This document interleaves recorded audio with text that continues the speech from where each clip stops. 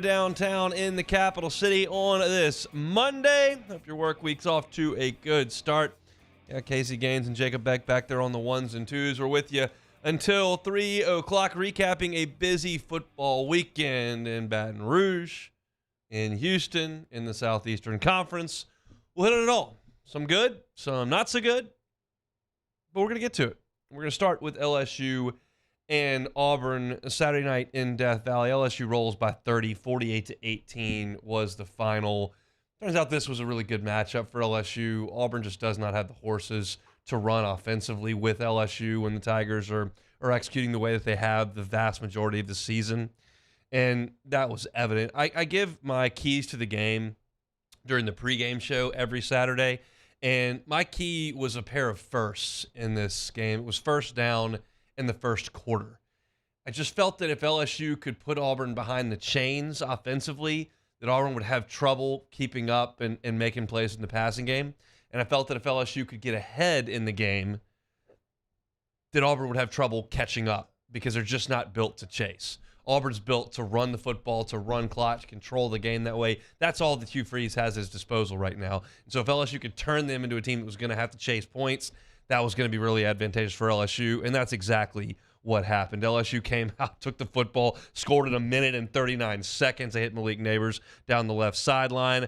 LSU scored on its first 4 drives of this game, a couple touchdowns and a couple of field goals. The defense forced 5 punts in the first half and put Auburn behind the 8 ball early. You look at the first quarter, LSU had 17 points on 216 yards. They held the ball for 10 minutes and 11 seconds of the first quarter.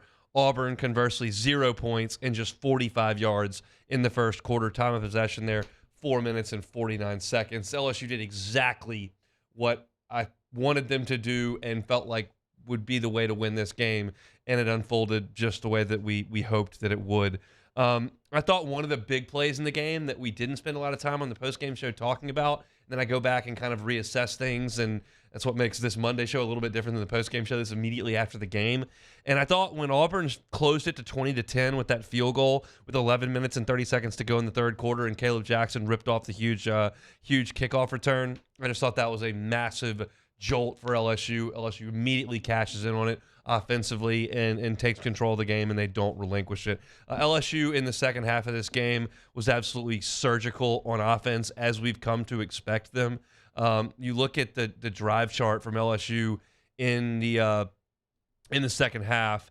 They had a 6-play, 39-yard touchdown drive that I just talked about after the Jackson run back. They had a 4-play, 67-yard touchdown drive, an 11-play, 75-yard touchdown drive, and a 7-play, 48-yard touchdown drive.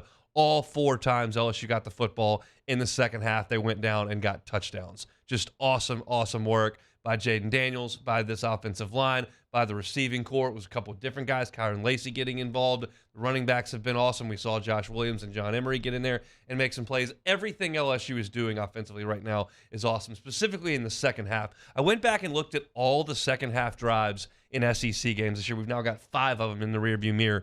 It's Mississippi State, Arkansas, Ole Miss, Missouri, Auburn. Across those 5 SEC games, LSU has had 24 offensive possessions.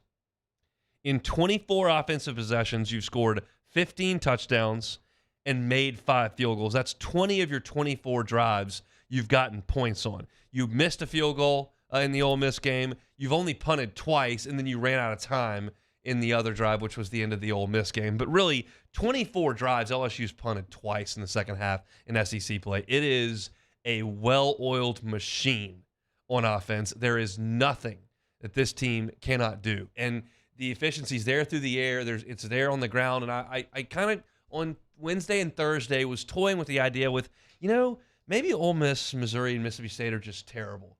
They don't have good defenses, and that's why LSU looks as good as they do. Maybe Auburn, who's been a little bit better on defense, is going to come in here and offer a little bit of resistance, and that'll make us pump the brakes. Well, far from it. It was just a clinic right down the field whenever they wanted to, wherever they wanted to, however they wanted to. That's what LSU did. It was fantastic to watch, and that casts a little more doubt on the fact that this is a team that's just beating up on bad defenses. Like, it's just a really, really good offense to this point.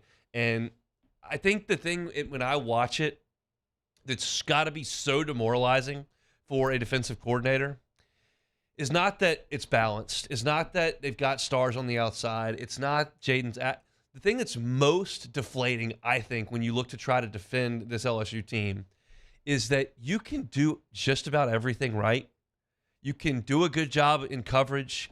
You can have a guy win off the edge on a pass rush. And then when he wins off the edge on a pass rush, he can't catch Jaden Daniels. And he just runs away from these linebackers and defensive ends that don't have the foot speed, and he runs for either a first down or a big play, a 30-yarder. Seems like he's doing that 2-3 times a game, just gliding out of there.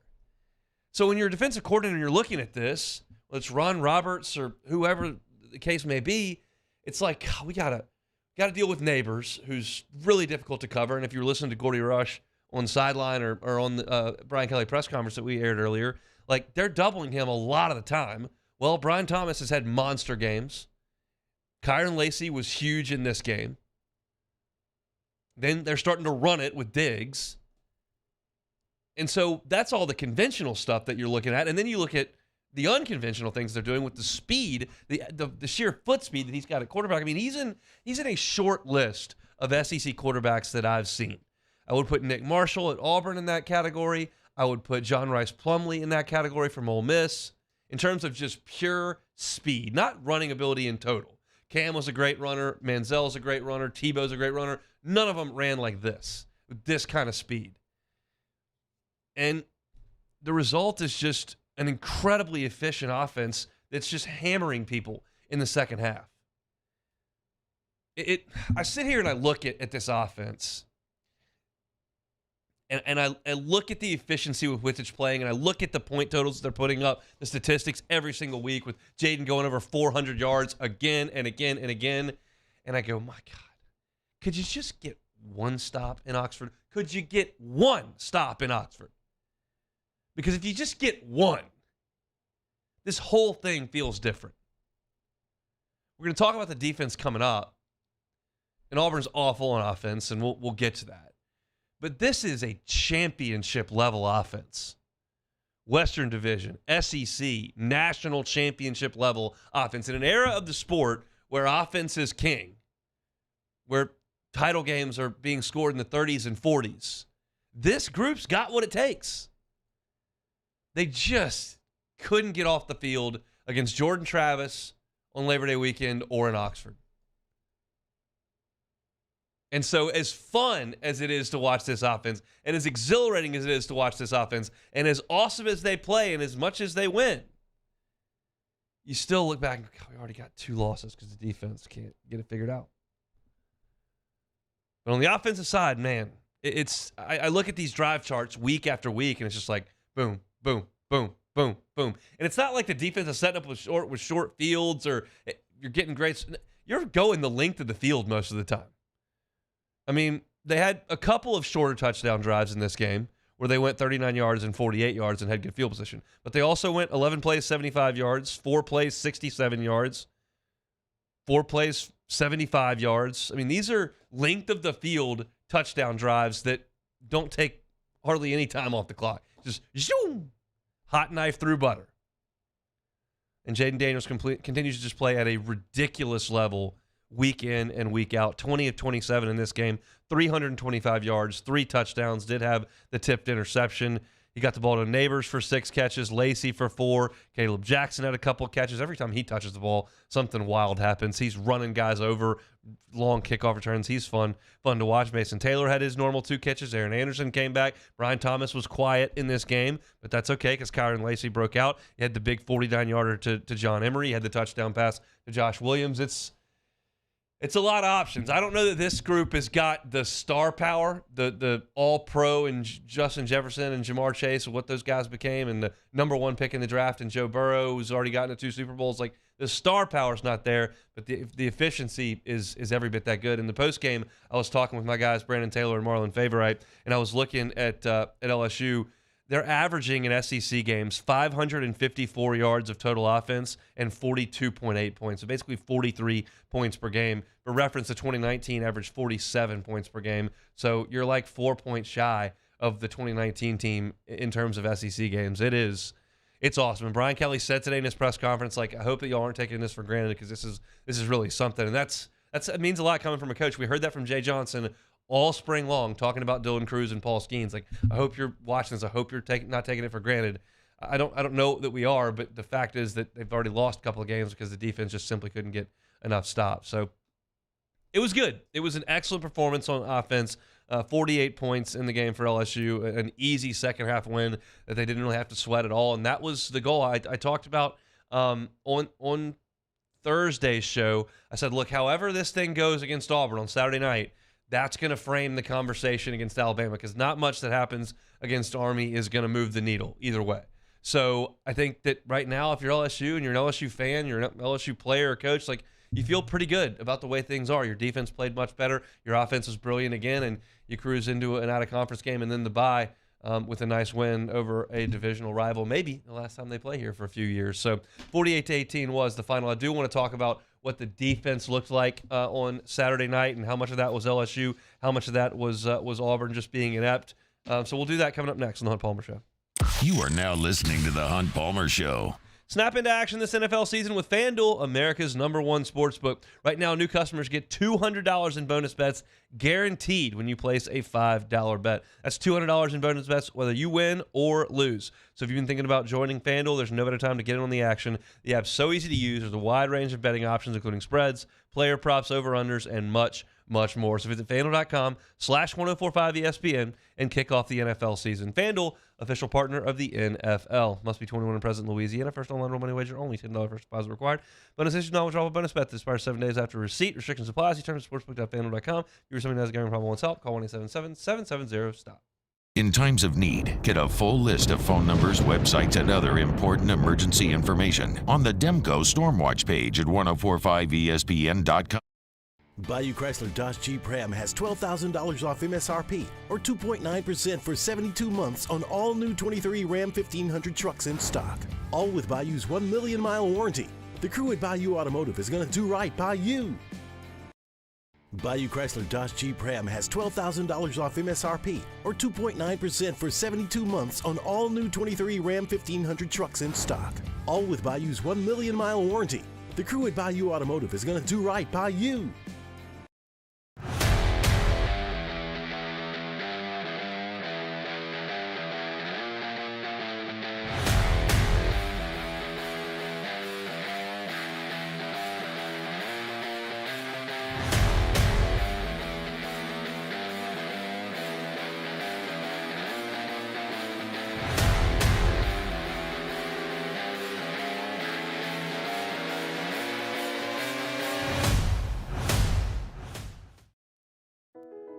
I've been doing business with Luba for 25 years. They're dependable, trustworthy. It's just the attention to detail with our clients. Our folks have years and years of experience. They're highly trained professionals, but many companies have that asset. What I'd like to think makes Luba a bit different is that we use those talents in a way that truly is dedicated to serving the needs of the folks who depend on us. Dylan Cruz here to tell you about Six Rings Baseball and Softball Camp. If you live on the North Shore and play ball, go to Six Rings Camps with former LSU assistant coach Dan Canaveri. His knowledge is second to none, and your child will improve and have fun doing it. Camps were held at Coquille Park and Six Rings Academy in Covington with 4 sessions over the summer. Full day and morning only sessions are available from ages 7 to 13. Go to sixringsbaseball.com or call 985-206-9096. Learn the game to love the game. Scooncha, fall in the air. Fall is right around the corner, which means fall fishing is, which means it's time for you to take your boat to the next level with front-to-back boat service in a bunch of different ways. You want a custom stair job, you can have a ton of fun out there on the water. They can do that. What about a spot lock trolling motor? So you stay right where you need to in casting lines. Or sonar that's let you see the fish under the water before you cast. All of your maintenance needs as well. For 38 years, they've been at it and will continue to do so. The Sherman family of front-to-back boat service. Running Bart's marketing can help you get their attention. Imagine your brand's message on a giant LED billboard truck that can't be skipped and is nearly impossible to ignore. Running Boards Marketing is the leader in effective and affordable advertising on digital mobile billboards, which are 2 times more effective than traditional billboards. With a 97% recall rate, you'll leave a lasting impression with your customers. Matt Moscona inviting you to join us for Monday's AFR, presented by Relief Windows. We'll recap LSU Auburn, Saints Texans. We'll hear from Brian Kelly. Join us for Monday's AFR, 3 to 6, 104.5 ESPN, Baton Rouge.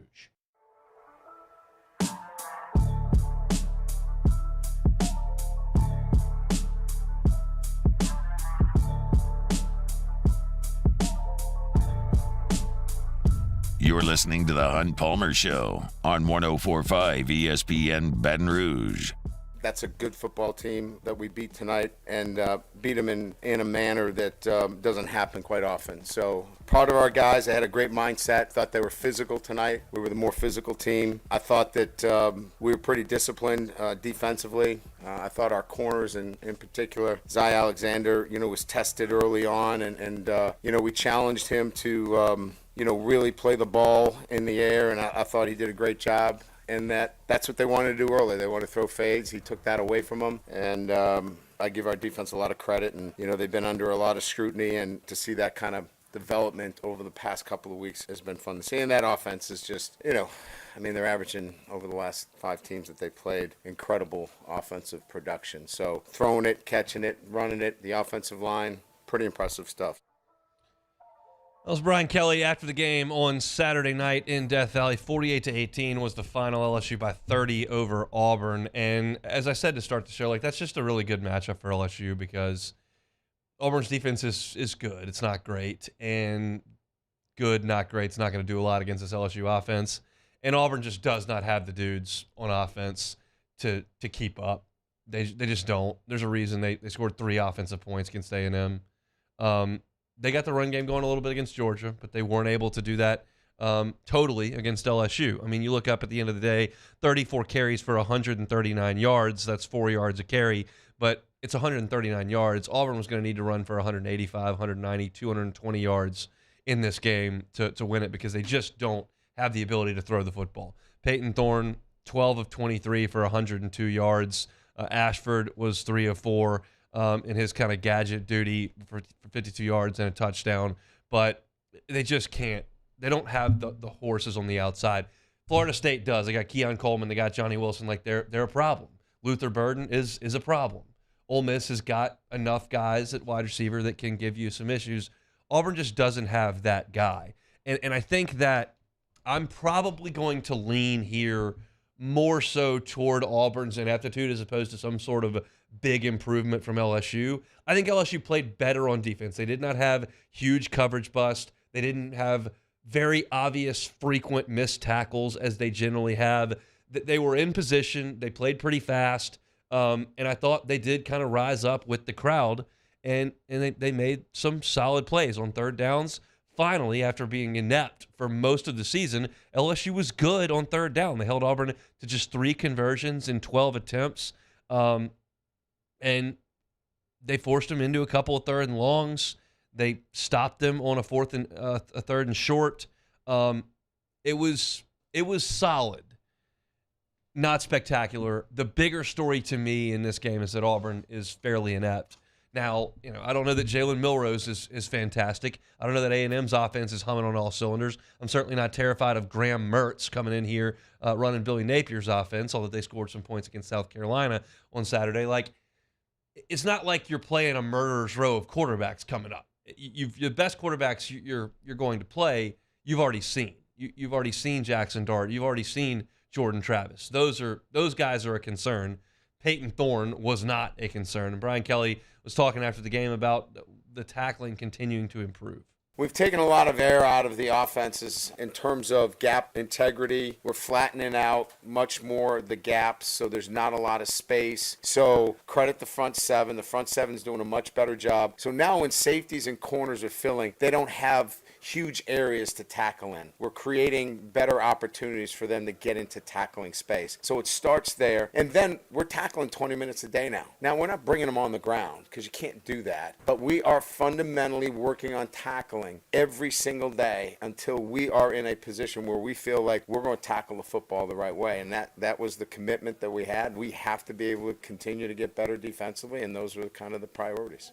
It was nice to see Harold Perkins flying up the field, coming on that pressure and getting a big tackle in the backfield. That looks like what an LSU defense is supposed to look like.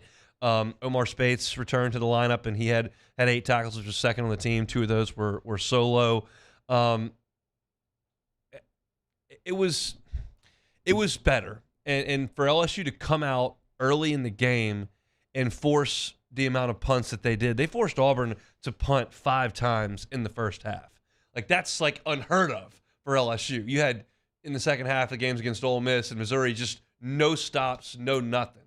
And for LSU to come out, to be assertive, and to get 2 quick 3-and-outs, and then a third 3-and-out in 5 punts in the first half. And by that point, you were able to salt it away with your offense in the second half. Again, this comes back to the same point. Like, you don't have to be the best defense in school history. You don't have to be the best defense in the conference. You just have to be a competent defense that gets a few stops and then allow your offense to go to work. And then once your offense goes to work and starts rolling up points, and you get up 14, 17, 21, 28 points, and you force a team to become one-dimensional, it gets a lot easier to play defense.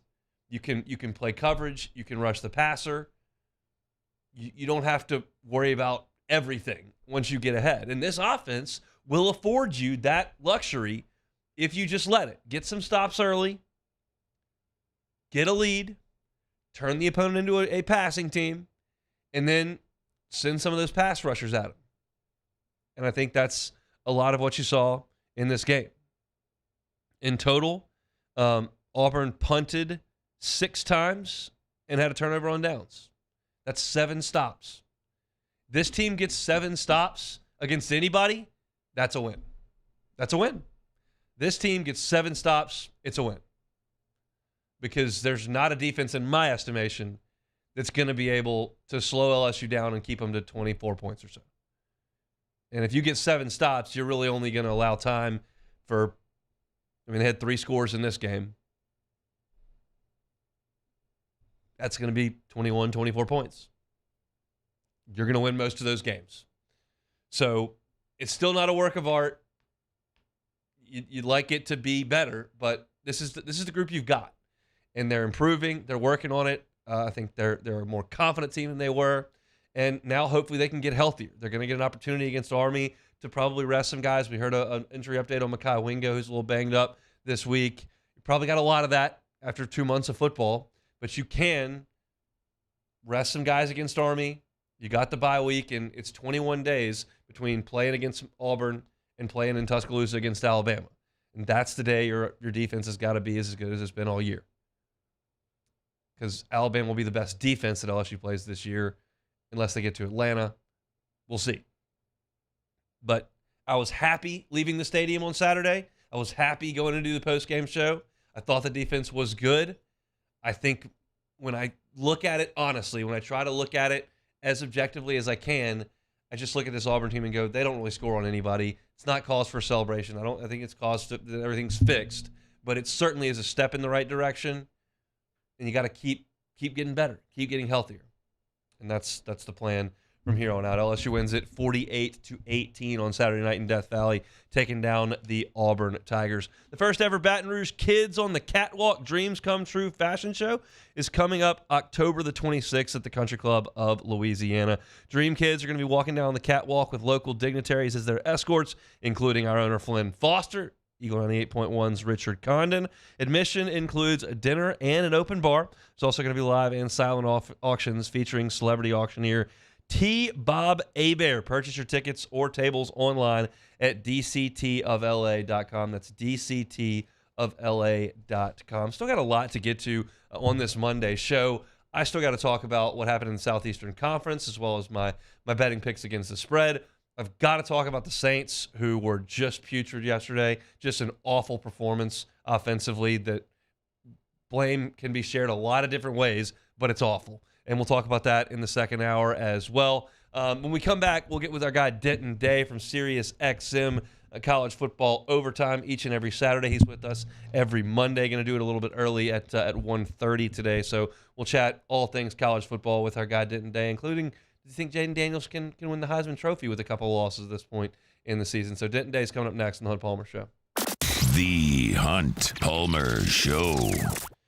Protect yourself from power outages. They happen down here all the time. Could be storm season. Could just be summer and big storm rolls in for 5 minutes, knocks your power out. You don't want that to happen at the most inopportune time. Boudreaux's Electric can help you protect against it. Neil and Melissa Boudreaux have been running Boudreaux's Electric for 40 years. They're a certified and premier Generac generator dealer. Let them come out and customize a generator to your specifications. No matter your home size or what you want powered up when the power goes out, Boudreaux's Electric can help you get a Generac generator that can handle all of your needs.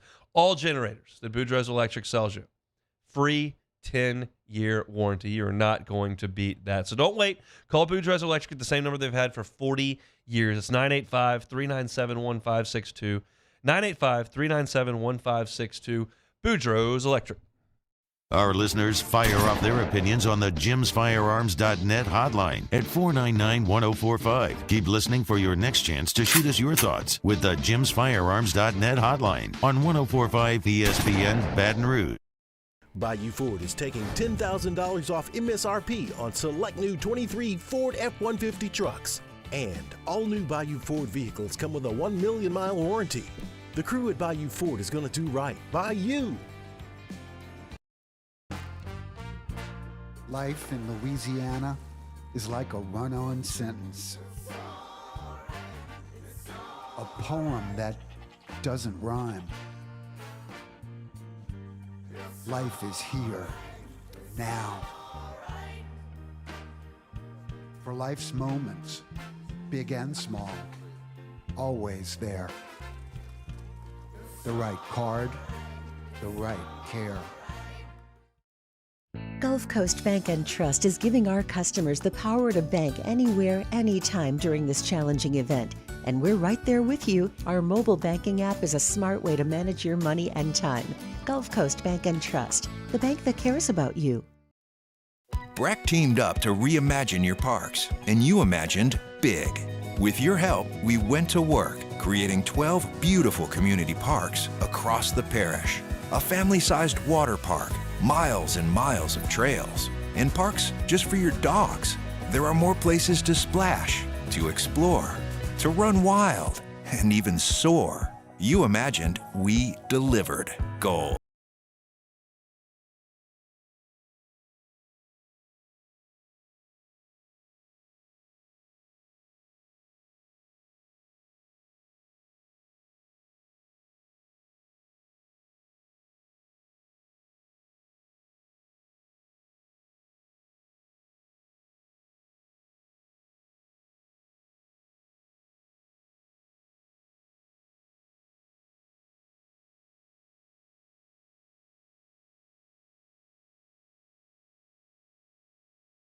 Electricity is all around us, and our families depend on it.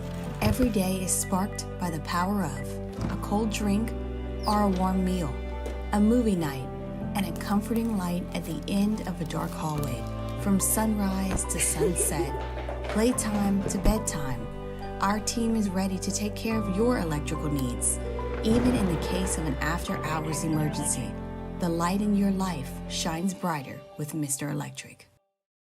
Gulf Coast Office Products is a nationally recognized Savin office equipment dealer based right here in Louisiana. Over 100 employees strong, Gulf Coast has the boots on the ground to support all vertical markets from education, engineering, legal, and finance. With the latest in office technology from desktop to production segment units, Gulf Coast and Savin have the perfect fit for you. Call 225-756-2644. That's 756. Charles Hannegriff, join us for the Tuesday edition of Live at Lunch. We are at Doe's Eat Place on Government Street in Mid-City. Andy Isco joins us from Las Vegas. Live at Lunch, 11 a.m. weekdays on 104.5 ESPN Baton Rouge.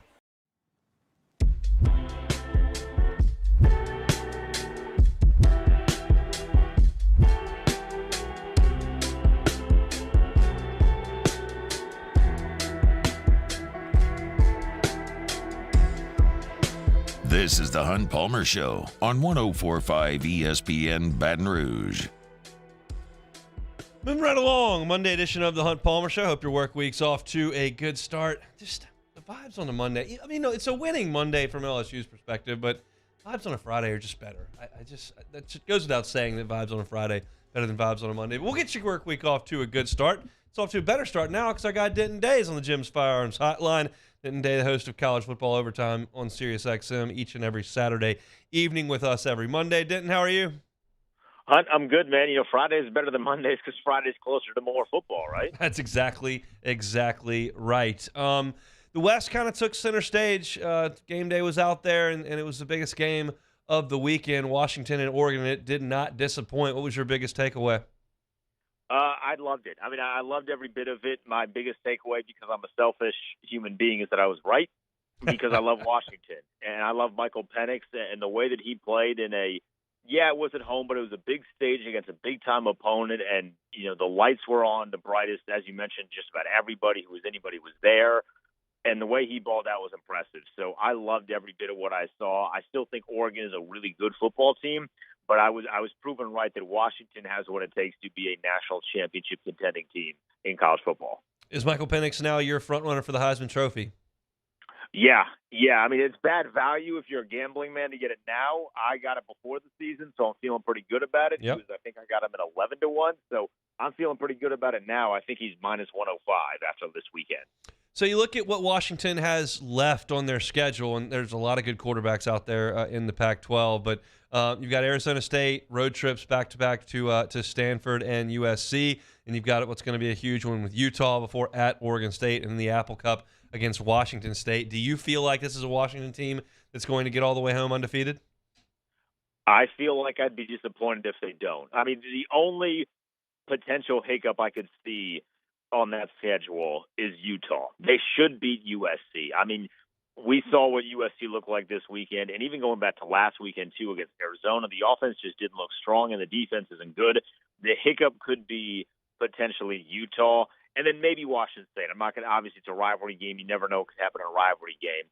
But outside of those two games, like, this feels like Washington should – they should run the table. I would go so far as to say I'd be a little disappointed based on what we saw this weekend if this Washington team does not run the table and finish as a unbeaten Pac-12 champ. I did not watch any of Notre Dame USC. I just saw the score and the box score, and I just find it hard to believe that Lincoln Riley is going to continue to allow his team to give up 48 points in big spots all the time with the same guy as his defensive coordinator. I realize it's a tired talking point, and Alex Grinch's name gets thrown around all the time, but, I mean, how long can Lincoln Riley sit there and watch this?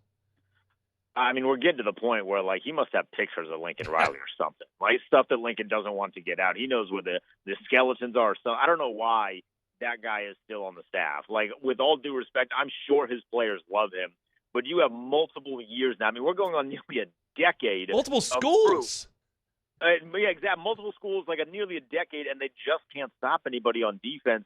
You knew coming into the season, Caleb Williams was only going to be able to play Superman so many times. Eventually, he would need a little bit of help, and the week he needed the most help, the defense certainly did not give him any. I mean, if he survives, if Alex Grinch is the defensive coordinator week one next year, there's some sort of malpractice going on in that program because they are wasting away one of the best college football players we've seen in quite some time with Caleb Williams just down the drain because that defense can't stop anybody. Absolutely cannot stop anybody. So let's go to the Southeastern Conference. What do we make of Alabama just kind of finding a way to win these little one-score games against teams that you would think that they would beat by 30 as they did for better than a decade?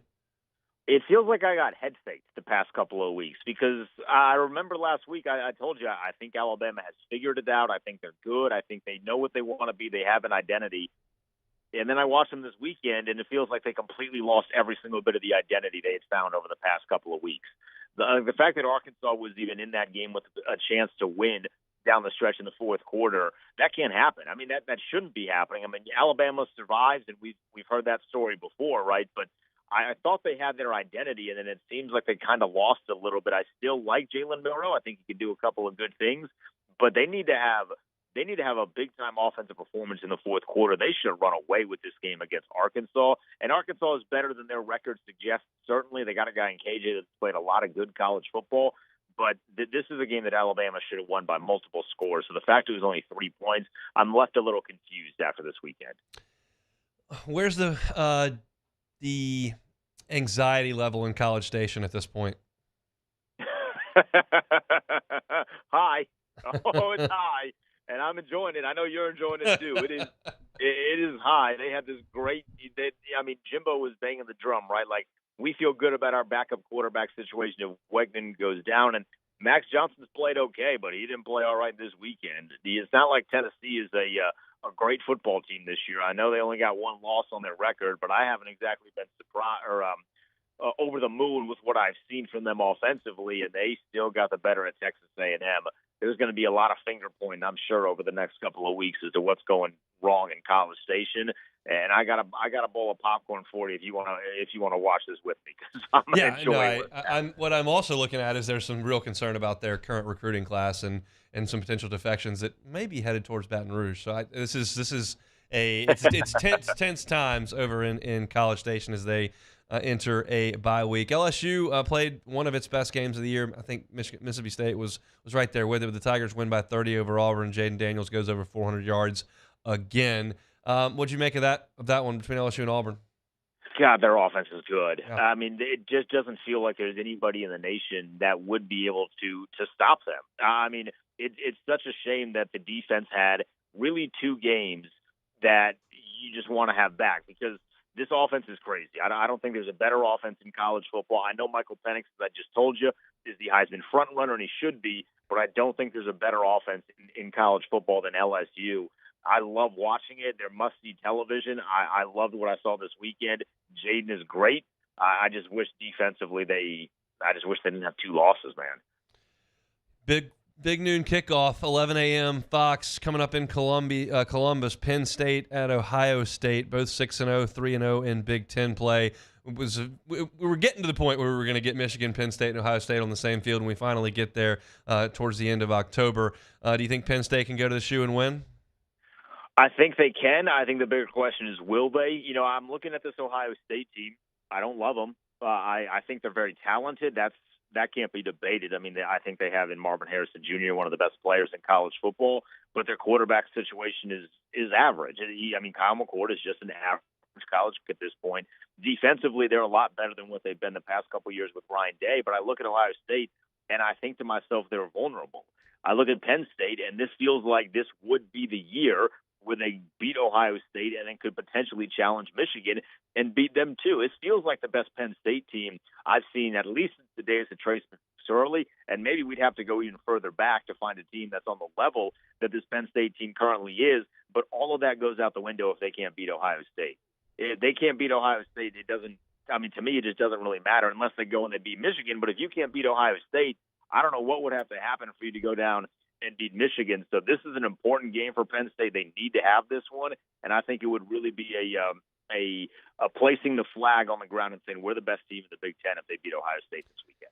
It's the third Saturday in October, so that means the world has to stop, and then Tennessee and Alabama have to play football. That's just the way that it has to be, or so we're told. And that's why LSU has to play Florida every year. But how do you like Tennessee's chances in Bryant-Denny this weekend? I don't love them. I think even though I said Alabama is in somewhat of an identity crisis, I think their defense is good enough to stop Tennessee's offense. Their offense was so explosive last year, and it hasn't done a full 180 this year, but it's gone like 140 degrees, right? I mean, they're basically a completely different team offensively. The Joe Milton thing hasn't worked the way they thought it would. I don't think Tennessee can hang with Alabama. They might keep it close in the first quarter or two, but eventually I think Bama pulls away. Weird that we've had a number of previews of Duke this year, but they've earned that. They're 5-1, 2-0 in ACC play. They're headed to Tallahassee to play Florida State. What do you think about that one? I like this Duke team. I'm hoping that Riley Leonard is going to play in this one. He didn't play this weekend, but I'm hoping that he's going to take the field. If he takes the field, I think this game will be a really fun one. If he doesn't take the field, Florida State should win by at least 2 touchdowns. I mean, right now they're 14-point favorites. If Riley Leonard is given the all clear. My guess is that number comes down a little bit, maybe to 11 or 10. But this is Florida State's game to win because this is Florida State's conference to win. They've looked really good. They looked good last week. They didn't need Johnny Wilson. We saw the catch that Keon Coleman made. It was crazy. I mean, I think Riley Leonard obviously gives Duke the best opportunity to go and win this, but it feels like the ACC it's Florida State and then everybody else. Last one, we got some bummer news that Brock Bowers is going to have ankle surgery. I think the tightrope is going to be the deal. Tua Tagovailoa had that before the LSU game in 2019 and was never really the same that year. We'll see if Brock Bowers does return. Hypothetically, Brock Bowers doesn't play anymore for Georgia. How big a deal is that? Huge. Probably the biggest deal that you would think of in recent college memory of a tight end missing games. You generally think tight ends are a more replaceable position, but he's the best player on that team. I don't think it's close. I think he'd be one of the best players in college football. I mean, we were having a conversation of potentially putting Brock Bowers in the Heisman conversation. I don't think it was crazy. I think his impact on the game cannot go unnoticed when you watch Georgia. So if they're not going to have him, I know their schedule isn't great, but they got a couple of teams coming up here. I mean, I'm not bash Tennessee, but Tennessee's a good team. Florida has been playing really well recently. Graham Mertz looks like a good quarterback again, which has been great to see. They're going to be in some close games, and they have used Brock Bowers to be the security blanket when they need a big play. He's the guy to do it. Someone's going to need to step up because that's a very large shoe to fill. It really, really is. All right, let's do two more housekeeping that we always do. Who's the best team in the country? Michigan. I think Michigan's the best team in the country. I know they haven't played anybody, but they also haven't let anybody score more than 10 points against them. You would think that eventually a Power 5 team would accidentally get in field goal range in the second half, and they just haven't done it. So I think Michigan's the best team in football. Who's going to win the Heisman? Michael Penix. I would have trouble disagreeing with that. I think he's been around enough. He put up huge numbers in a big spot there. I think there is some respect to the Pac-12, so I feel like that's probably I'm probably right there with you on both accounts. So we'll do it again next week, Denton. Thanks, man. Hunt, always a pleasure, man. Thank you. It is Denton Day, Sirius XM college football overtime every single Saturday night, 11 o'clock to 1 o'clock our time. Just recapping the day in college football. I always love his perspective on all things nationally. We spend most of our time here talking about the SEC. We venture out a little bit. I know the guys live at lunch do a little bit more on the outside, but I like to bring Denton in to kind of get a national perspective because he's hearing from callers and watching tons of games, and so like his perspective, and I think he's probably right on both those accounts. Michigan just looks like a death machine at this point, and I think Michael Penix with what he did on Saturday and that lasting memory that people have, I think it gives him a really, really good chance. I'm telling you, Jaden Daniels will be right there in that discussion if you could just get a couple of stops against Florida State and Ole Miss. But it's an award that they focus on the team a lot, and Michael Penix's team has not been beaten, and Jaden Daniels has been beaten twice. So it doesn't change Jaden Daniels' level of play at all, but it changes your chances to win that Heisman Trophy. So appreciate Denton for jumping on for a few minutes. I want to tell you, congratulations to Dean Lurk. Dean is our Week 7 winner of the 2023 Twin Peaks College Football Pick'em. Wins a Twin Peaks gift card. Don't forget to make your picks for Week 8 by noon on Thursday. Play the 2023 Twin Peaks College Football Pick'em today at 1045ESPN.com. My SEC picks against the spread, we'll get those caught up at the top of hour number 2. We still got to talk about the Saints. We got a bunch to do in hour number 2, but we'll close out in hour number 1 with a change that has got to be made. I'll tell you what that is coming up next. You are now listening to The Hunt Palmer Show. Looking for a late lunch? How about Jersey Mike's? Who love Jersey Mike's, especially the folks over there at Highway 30 in Gonzales near the new Heritage Shopping Center. Stop in, grab one of their fantastic sandwiches. They got great cold Italian sandwiches. Got the prosciutto, capicola, salami, pepperoni on provolone. That's the number 13, the original Italian. Or they get you those hot subs, which are my preference, quite frankly. Love the bacon ranch chicken cheesesteak. Take that chicken, get it right on the griddle when you order it. Put it on that melty cheese, that delicious bread. Jersey Mike's is fantastic. And we always tell you to think of Jersey Mike's when you think catering. If you've got a high school football team that you're trying to feed, if you've got a tailgate party or a watch party and you want to feed a bunch of people, Jersey Mike's can help you out with that. And hey, add a cookie or brownie platter on that catering order. That'll always go over very, very well. 20% off catering orders for all the listeners on the Hunt Palmer Show. Just tell the folks, Highway 30 in Gonzales near the new Heritage Shopping Center. Go in that Jersey Mike's, say, hey, Hunt Palmer Show. They'll give you 20% off of those catering orders. late lunch, for dinner, catering, think Jersey Mike's. In times of need, get a full list of phone numbers, websites, and other important emergency information on the Demco Stormwatch page at 1045ESPN.com. His name was Cain. He had a horse along the countryside. I saw him ride. One day they found him.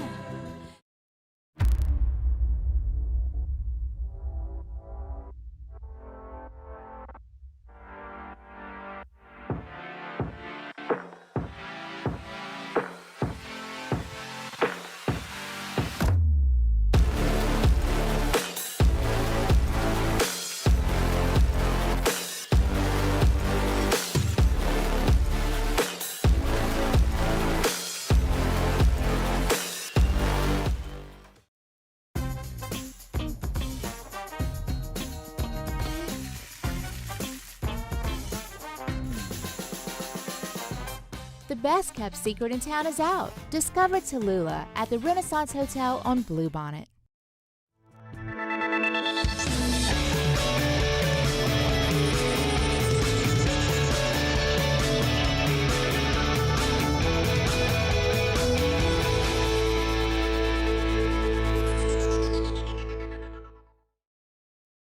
Scooncha fall in the air. Fall is right around the corner, which means fall fishing is, which means it's time for you to take your boat to the next level with front-to-back boat service in a bunch of different ways. You want a custom stair job, you can have a ton of fun out there on the water, they can do that. What about a spot lock trolling motor? So you stay right where you need to in casting lines.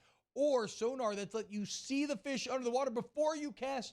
All of your maintenance needs as well. For 38 years, they've been at it and will continue to do so. The Sherman family of front-to-back boat service. Running Boards Marketing can help you get their attention. Imagine your brand's message on a giant LED billboard truck that can't be skipped and is nearly impossible to ignore. Running Boards Marketing is the leader in effective and affordable advertising on digital mobile billboards, which are 2 times more effective than traditional billboards. With a 97% recall rate, you'll leave a lasting impression with your customers.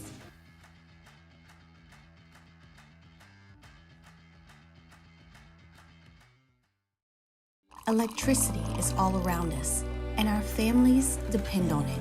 Every day is sparked by the power of a cold drink or a warm meal, a movie night, and a comforting light at the end of a dark hallway. From sunrise to sunset, playtime to bedtime, our team is ready to take care of your electrical needs. Even in the case of an after-hours emergency, the light in your life shines brighter with Mr. Electric. Gulf Coast Office Products is a nationally recognized Savin office equipment dealer based right here in Louisiana. Matt Moscona inviting you to join us for Monday's AFR, presented by Relief Windows. We'll recap LSU Auburn, Saints Texans. We'll hear from Brian Kelly. Join us for Monday's AFR, 3 to 6, 104.5 ESPN, Baton Rouge.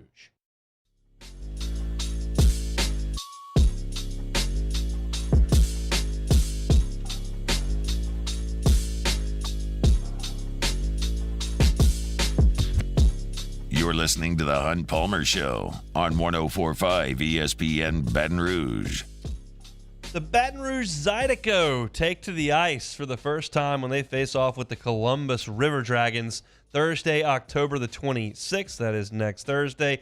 Single game tickets start at just $10, and you can get them online at RaisingCanesRiverCenter.com or through Ticketmaster. Register for a chance to win free Baton Rouge Zydeco tickets from us at 1045ESPN.com. Like, I can't sit here and tell you that I'm some sort of hockey expert or have been a big hockey fan my whole life. I certainly have not been a big hockey fan my entire life. I do enjoy playoff hockey, especially when it gets to overtime, because it's like at any point the game can end. I think that's really fascinating. But the hockey games that I've been to in my life, I've very much enjoyed. We had the Mud Bugs up in Shreveport, and I went to some games of those growing up and really loved them. I know that the Kingfish were down here. And the Zydeco, a new hockey franchise. So I think it'll be really fun for folks to go out there and watch some hockey. It'll be great. I will tell you this, though. This is an admission that I have to make. I pulled against the Shreveport Mud Bugs most of my childhood. And you would say, well, why would you pull against a Shreveport minor league hockey team, Hunt. That seems a little unreasonable. Well, it's very simple. KWKH, 11:30 a.m., which Hesser and T-Bob are on every day, is the affiliate for the LSU Sports Radio Network. So my entire life, I grew up listening to LSU games on 11:30 The Tiger. And the Mudbugs were on that. And their playoffs took forever. And if the Mudbugs and LSU baseball had a game the same day, KWKH took the Mudbugs. So I would miss LSU baseball and basketball games for the Mudbugs, which just made me so mad. So I just pulled for them to lose so the season would get over as quickly as possible. And it rarely did. They won the championship like 5 years in a row. But I did pull against them. I will not pull against the Zydeco. You have my word. I will pull for the Zydeco. I mentioned to Tease during this segment that there's a rule that there's a change that's got to be made, and this change has to be made immediately. This disconcerting signals thing has got to go. We're talking about these athletes competing in front of 100,000 people who are screaming, and they have to get one another's attention. And the best way that we as humans have in terms of making loud noise to get someone's attention are our hands to clap. That's as loud as we can be, as quickly as we can be loud. You can't snap your fingers and get somebody's attention in front of 100,000. I realize this is why offenses have used the clap to snap the football, because it's the loudest thing you can do. But there are other things you can do to snap the football. What happened to lifting the leg? We used to do that in the shotgun. Just lift the leg, snap the ball. I've seen the guard do the snap thing, where they go on the guard's cue. We cannot just give the ability to clap your hands to the offense. I think the defense needs to be able to clap their hands. Okay?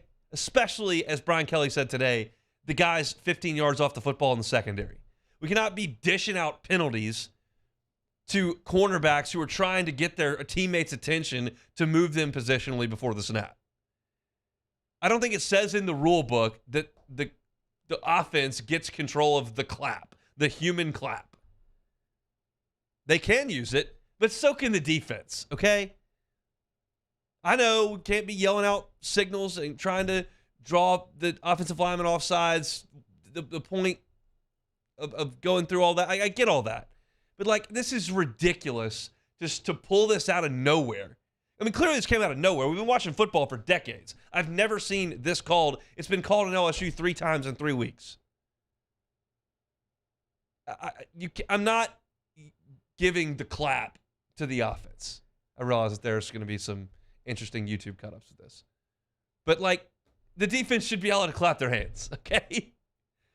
I can't. We got to make a call. Call everybody, say, hey, I understand why we put this rule, but we're not doing this, okay? Corners, if you need to get somebody's attention and they can't hear you because it's too loud and you're trying to scream at them, you can clap. It's fine. Because I think that's just a ridiculous rule. So it doesn't deserve an entire segment, but I'm just letting my stance on this issue be known. Let the defense clap their hands, especially in the secondary. If that's too distracting to the offense, well, then tell them to watch the ball. Okay? I've said my piece on the disconcerting signals.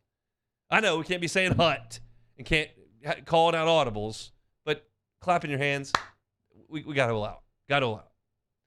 All right, that's it for hour number 1 here on this Monday edition of the Hunt Palmer Show. A lot that we went into in the first hour. Talked about LSU's offense just being really, really strong against Auburn. The defense had maybe its best day. How much of that's Auburn? How much of that's LSU? I kind of dove into all that. If you want my thoughts, go to Hunt on LSU, our LSU YouTube channel. All LSU football right there, Hunt on LSU. Or you can catch it on demand, 1045ESPN.com's on-demand tab. All of our shows are archived there in their entirety every single day. You got OTB, you got Live at Lunch, you got the Hunt Palmer Show, you got AFR. It's all there on the 1045ESPN.com on-demand tab. Or if you're an app person, Spotify, Google Podcast, Apple Podcast, any of those places, you can find our stuff as well. Search the Hunt Palmer Show and like and subscribe. We certainly do appreciate that. And we thank Denton Day for hopping on. He of Sirius XM fame joins us each and every Monday, usually at 2:30, but we had him on at 1:30 today. The second hour is locked and loaded as well. My picks against the spread. I got Casey to go pull all my picks from Friday. We will play them for you and then give you the updates.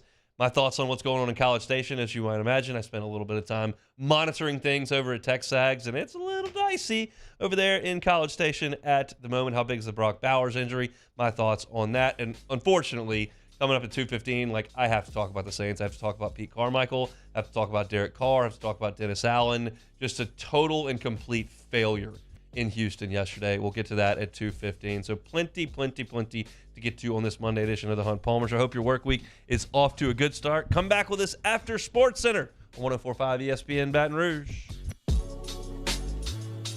You are now listening to the Hunt Palmer Show.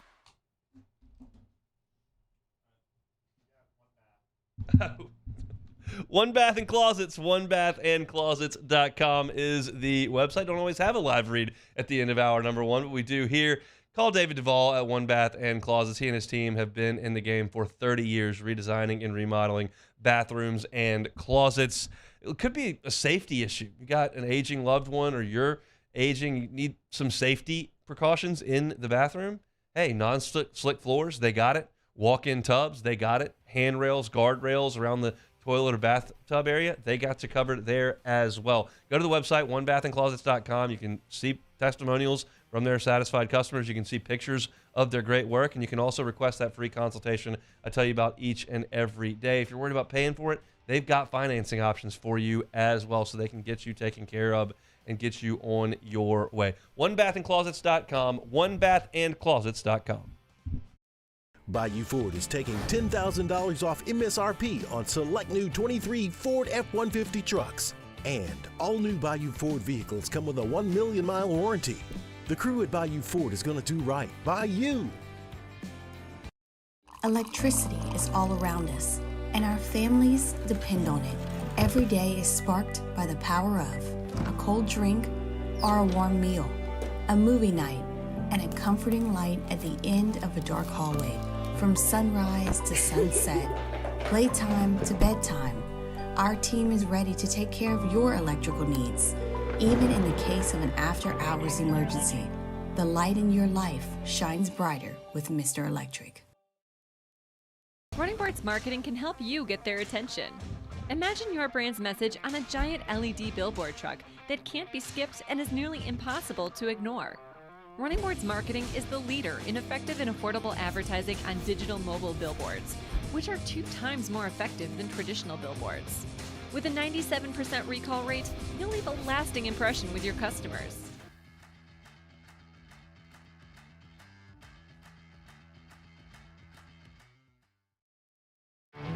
There it is, the extra mile, on the border of expected and extraordinary for those willing to go further.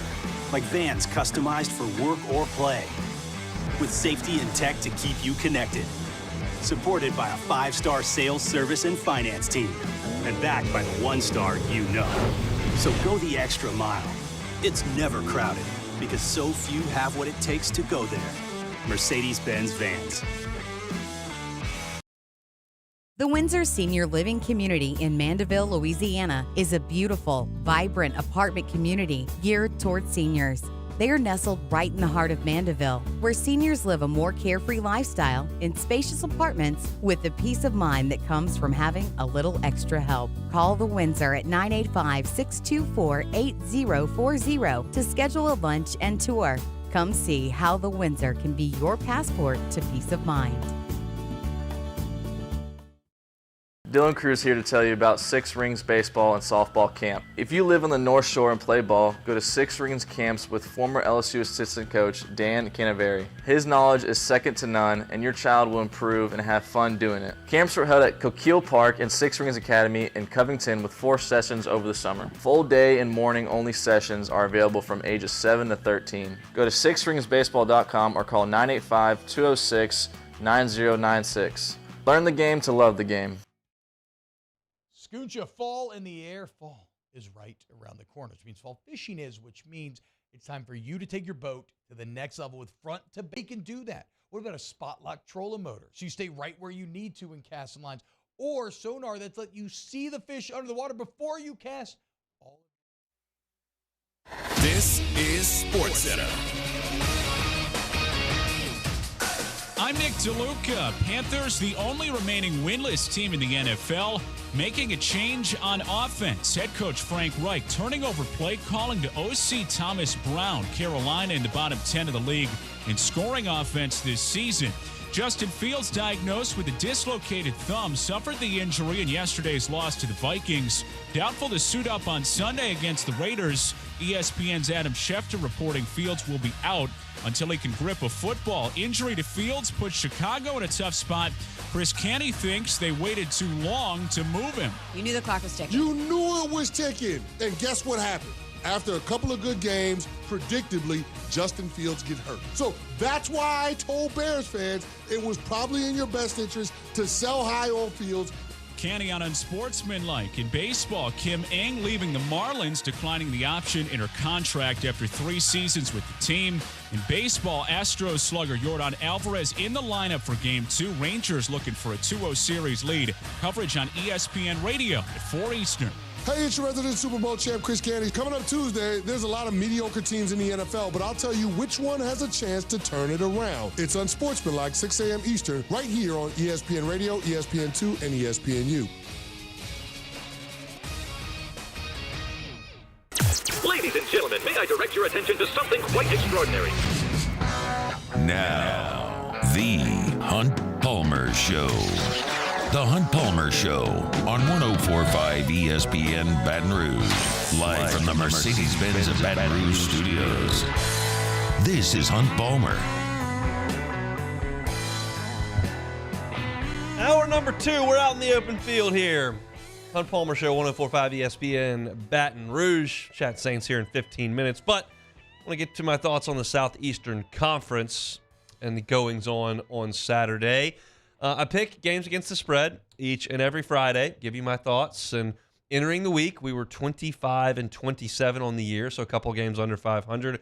Just looking for that week to find it, to make it happen, get us into plus territory, and then we'll be off and running here. So how do we do on our picks? Well, we start with the 11 o'clock slate. Georgia was at Vanderbilt. Georgia, the Doors were 31.5-point underdogs in that game. Where's my pick? It could be 45-0 and I'll lose, but I'm going to take the 31.5 points. I can't back this up with any statistical fact. I just feel like I lose Vanderbilt games more often than any other team in the SEC. I didn't lose this one. Final score, Georgia 37 and Vanderbilt 20. That is a winner. Arkansas and Bama also played at 11 o'clock. 19.5 was the number in that game, my pick.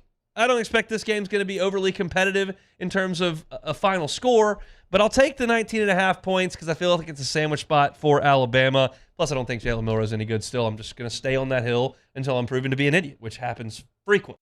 But not this week. Boom, that's a winner. Cogs cover the 19.5. That was just a 3-point spread. A&M went up to Knoxville, the Vols, 3-point favorites. I'm going to take Tennessee. I'm going to lay 3 points in this one. I would just love it if that comes to pass. It came to pass. Vols by 7, 20-13. That's another winner. That's 3-0 to start the weekend. Could we keep it rolling? Florida at South Carolina. South Carolina was a 2-point favorite in this game. I'll take Florida. I'll take the 2 points. Again, I don't think Florida's very good. I don't think South Carolina's very good. I'll take the points, and we'll see what happens in Columbia. What happened was Florida won the game by 2 points. That's a winner, 4-0. And the nightcap, Missouri and Kentucky. Kentucky was a 2.5-point favorite, my pick. So I'll take the 2.5 points. I'll pick Missouri to cover. I think Missouri may win the game. Missouri did win the game. That's a winner. 5-0 week for your boy. I am a gambling savant. Don't worry about being under 500 for 6 weeks. Just worry about the 5-0 stretch there. Your boy went on. What a heater. What a performance. What a Saturday. We're now 30-27 on the season, and we're in plus. We got to keep it rolling. My thoughts on the games over the weekend, which is probably more entertaining than that. I think we start with Tennessee over A&M. I just thought it was a huge spot for both teams. Tennessee's at home, still have thoughts and dreams of winning the SEC East and getting to Atlanta. You feel like you're on a program that's kind of on the rise under Josh Heupel after such a bad 10-year streak, and you need to beat the mediocre teams on your home field. That's when you lose to Georgia, you can handle it. That's going to happen. They've lost it in the swamp a billion times, and that happened again. But at home, Against another middling team that's trying to ascend a couple of levels, you need to take advantage. And for A&M, like, it's year 6 under Jimbo. Like, you need to go win a road game. You haven't won a road game in 2 years. They have lost 8 road games in a row, 7 league games, and then the trip down to Miami. That's atrocious. And I just thought it was a huge spot for both of these teams. And Texas A&M comes out in the game and can't do anything on offense. Max throws 2 interceptions. You couldn't really get the run game going. They ran it for 54 yards on 28 tries. They scored 13 points. Jimbo, Petrino, Max Johnson, Connor Meg, however you want to slice this thing up, A&M is incompetent on offense at times. They've just had stretches where they just don't do anything on offense. They did nothing in the second half on offense against Alabama. Nothing. They were good on offense against Miami, but they couldn't stop anybody. And Joe Milton is what he is. He's just not very good. He was 11 of 22 in the game for 100 yards. But Tennessee's identity is going to be running the football, and they ran for 232 yards on what should be a pretty good defensive front from Texas A&M. Look, I got to wear this too, okay? I'm happy to do it, and you know that, and there's probably a little bit of that in the preseason prognostications, but I told you 3 weeks ago that I thought A&M might be the best team in the West. Their defensive line was wrecking people. They've got really good skill guys on the outside. I think Max Johnson's pretty good. Turns out he's not playing very well. Their offense is broken. They can't win on the road, and they're just in a horrible spot as far as the program goes. I spent too much time over on TexAgs yesterday. I'm listening to podcasts. I'm reading message board posts, and there is some real bad energy over there in College Station right now. There's not really another way to slice it. Like, there's real bad energy. And if you look over on TexAgs, their guy, Ryan Brauninger, who covers recruiting, says that there's significant smoke around some guys looking at LSU. They were here this weekend. There were 3 A&M commitments on campus for LSU and Auburn as A&M went up and lost on the road like they've done for 2 years straight. And it just feels like, I mean, that's the one thing that Jimbo has always done there.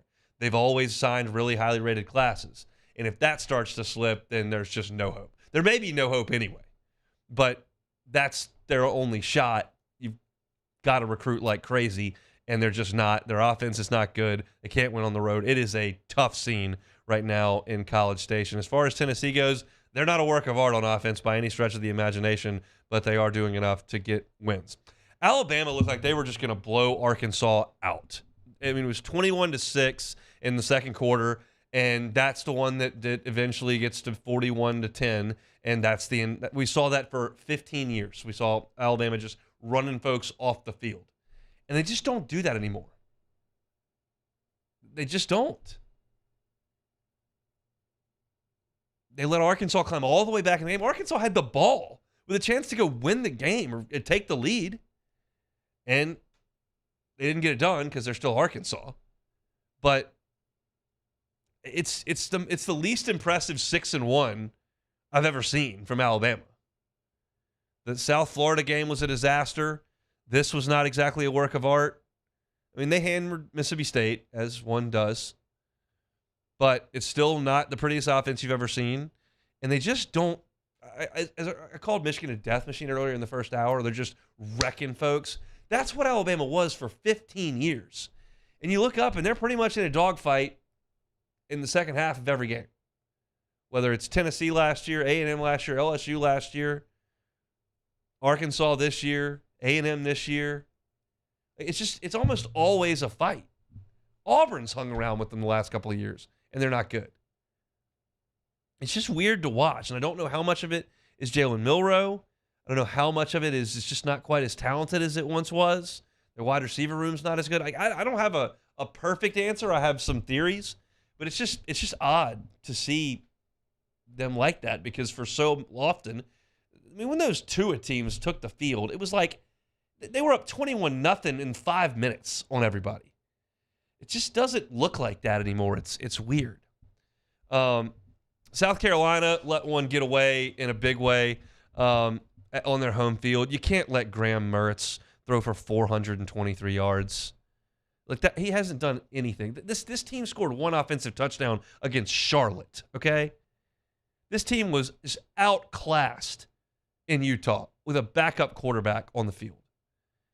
And while South Carolina's got a good quarterback, They just have nothing else. And Rattler goes out there and throws for 313 and 4 touchdowns. He ran for 46 more yards. Like, he's doing everything he can do. But you can't stop the run. And you let Graham Mertz go crazy. I'm sure if you told Shane Beamer that, hey, you're going to hold Florida to 71 yards rushing, he'd be like, oh, great. That's much better than we have been. We got the worst run defense in the league. But then you let Graham Mertz throw for 423. And he hits Pearsall for the touchdown late over the middle, which was just a really good throw. Just brutal on your home field if you're South Carolina, just having trouble getting over that hump. This was a question of, like, can South Carolina take that end last year? They clubbed Tennessee and they beat Clemson. And can they ride that into a really strong year 3 under Shane Beamer and kind of elevate to a level towards the top of the East? And the answer is no. They're 2-4, 1-3 in league play. They're just a mediocre football team. Speaking of mediocre football teams, there's Kentucky. 21 points they put up on offense at home against Missouri. They gave up 38. And, I was pretty impressed with what I saw from Missouri, but you don't really know when you got LSU's defense out there. So it's like, okay, can you go and do it on the road against Kentucky? And they did. They hung 38 points. Nope. It was a strong effort from Missouri, who's got a pretty solid football team. And again, Kentucky is just kind of a team that's going to beat up on the awful teams. And when you play a team that's pretty well functioning, you're not gonna fare very well. And then Brock Bowers goes down on Saturday in the game against Vanderbilt. And he's going to have surgery. For those that missed it, he's going to have that tightrope ankle surgery. It's for the high ankle sprains. It's the same surgery that Tua Tagovailoa had in 2019. If you'll remember, he had to come back to play against LSU, and he had that huge taped up ankle after that surgery. So there's just no guarantee of what Brock Bowers is going to be 3-4 weeks from now. I think there's a reasonable chance he will try to come back and play, certainly with the national championship on the line, but there's also a chance that he can't come back and do it. So he's the best player on that offense. They don't have the George Pickens, the AJ Green, the just freak show wide receiver on the outside. Dominic Lovett's a good player. Ladd McConkey's a good player. Ra Thomas was a good player at Mississippi State and is a good player now. But Bowers is the game-changing playmaker guy. He's the guy that got them rolling against Auburn in the second half. And they're going to be without him for a while. So their schedule still stinks. And I think they still should win all their games. But without Bowers, that becomes a little bit of a different team. And if you want to be a little bit presumptive here as an LSU fan and kind of go where your mind probably shouldn't go, if you were to get to Atlanta and play Georgia again, the possibility that they would not have Brock Bowers would be a game-changing type deal. So it's a huge bummer for one of the best players in college football and a guy that maybe gets an invite to Atlanta, to New York for the Heisman Trophy ceremony. But that won't be the case. They'll have to move on without him for the next few weeks. So that's my look around the Southeastern Conference at the action that we saw on Saturday. We'll take a timeout. We'll come back, and unfortunately, we'll talk about the Saints. The Hunt Palmer Show. LWCC is Louisiana Loyal, elevating and celebrating champions of Louisiana. Brian Haldane from Talk 107.3, also producer on the LSU Sports Radio Network, came up to my desk and he goes, how do we nominate a champion of Louisiana for LWCC? I said, well, I tell my audience that every day. LWCC.com/champions. And you can find a list of all the champions that we've talked about, and you can nominate a champion of Louisiana. If you know somebody or a nonprofit or a business that's doing awesome philanthropic work and doing things to better our state, tell us about it. Marucci Sports, certainly a champion of Louisiana. They're a tourism help to this part of the world because they bring in thousands for the Marucci World Series every year. They're a growing company that's attracting talent to come to Louisiana to work, and it's keeping talent right here in our state working. They're certainly a champion of Louisiana. And we love telling you about them each and every day here on the Hunt Palmer Show. So I invite you to go to LWCC.com/champions and nominate a champion of Louisiana like Marucci Sports. LWCC is Louisiana Loyal. On the JimsFirearms.net hotline at 499-1045. Keep listening for your next chance to shoot us your thoughts with the JimsFirearms.net hotline on 104.5 ESPN Baton Rouge. There it is, the extra mile. on the border of expected and extraordinary for those willing to go further, like vans customized for work or play, with safety and tech to keep you connected. Supported by a 5-star sales, service, and finance team, and backed by the 1-star you know. So go the extra mile. It's never crowded, because so few have what it takes to go there. Mercedes-Benz Vans.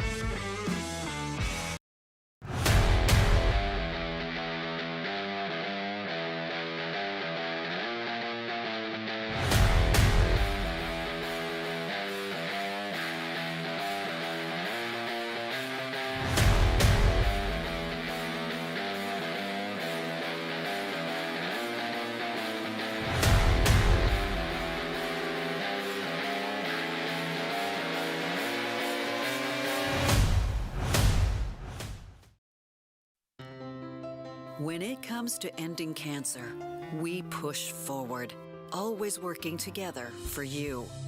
That's why our cancer experts at Ochsner have clinically integrated with MD Anderson Cancer Center. This means advanced cancer care, including access to life-saving clinical trials and integrating care to treat the whole you. Introducing Ochsner MD Anderson Cancer Center. Long live you. Running Boards Marketing can help you get their attention. Imagine your brand's message on a giant LED billboard truck that can't be skipped and is nearly impossible to ignore. Running Boards Marketing is the leader in effective and affordable advertising on digital mobile billboards, which are 2 times more effective than traditional billboards. With a 97% recall rate, you'll leave a lasting impression with your customers.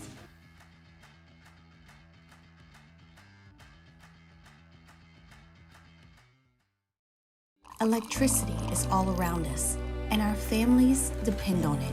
Every day is sparked by the power of a cold drink or a warm meal, a movie night, and a comforting light at the end of a dark hallway. From sunrise to sunset, playtime to bedtime, our team is ready to take care of your electrical needs, even in the case of an after-hours emergency. The light in your life shines brighter with Mr. Electric.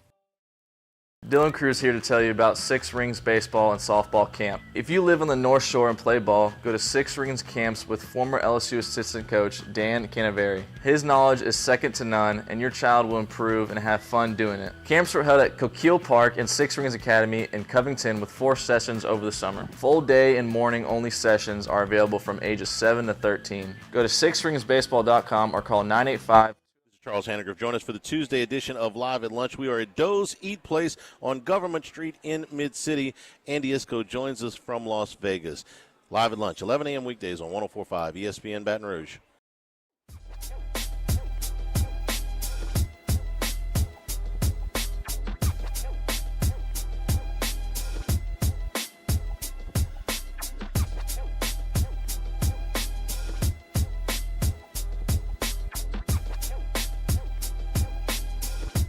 This is the Hunt Palmer Show on 104.5 ESPN Baton Rouge. Well, Saturday night was great. LSU just crushed Auburn by 30. That was super fun. And the Saints were just not super fun yesterday. The Saints were atrocious yesterday. Absolutely atrocious. I'm not a hot take guy, and I'm not just drumming up fake opinions here to try to create some they're just bad. It's a terrible offense. Last week looked great, and I thought that there was a pretty good chance that that's because the Patriots are a franchise in total disarray, and that appears to be the case. But the Saints are bad at offensive coordinator. They are bad at offensive line. They are not good at quarterback. And that recipe is spitting out a pathetic product almost every Sunday. And we saw a lot of this last year and thought, okay, with some health and a new quarterback, like it'll get better. And it's not. You look at offensive line, Penning can't play. You Ramchick out of the lineup, McCoy's moving around, you got Pete, Garcia, Hurst. They're moving guys all over the place. None of it's good. They don't run block well. They they don't even pass block at all. It's awful. It started with Arden Key a month and a half ago, and it has bled over to the Texans game on Sunday. They don't block at all. Your quarterback is a mediocre player. Now, he's basically being paid like a mediocre quarterback. He's not being paid like a rookie. He's not being paid like Patrick Mahomes, Joe Burrow. And he's between those. But he's not good. Not a good player. And your offensive coordinator stinks. I don't know what other way to say it.